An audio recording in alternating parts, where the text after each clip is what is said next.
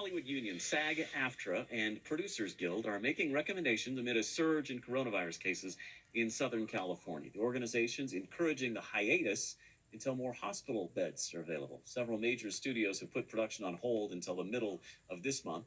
SAG-AFTRA members in Southern California encouraged to stay home and hold off on taking on-set jobs for the next several weeks. Developing tonight, Quibi's short videos could end up as part of Roku. Quibi is speaking with Roku about selling its content to the streaming company. And Quibi had hoped to develop high-end content for mobile phones, but it never really caught on.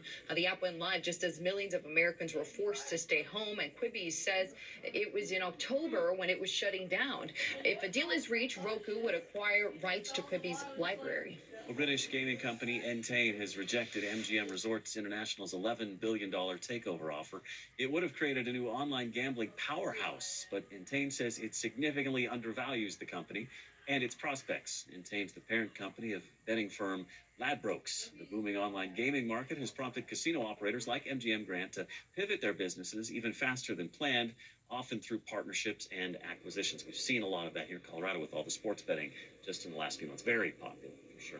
A big change to this spring's NCAA men's basketball tournament, and Denver will now not host any games. That's because this year's entire tournament will be in Indiana in a bubble-like format, very similar to like what we saw in the NBA down in Orlando. It was initially going to take place in several cities. That included Denver.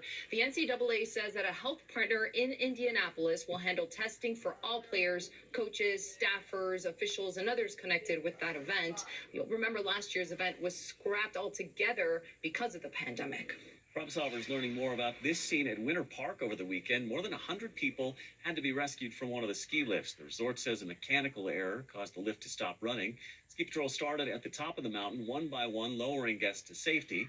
The problem confused by the resort's compensation efforts. This voucher given to guests offered $5 off food and drink at the resort.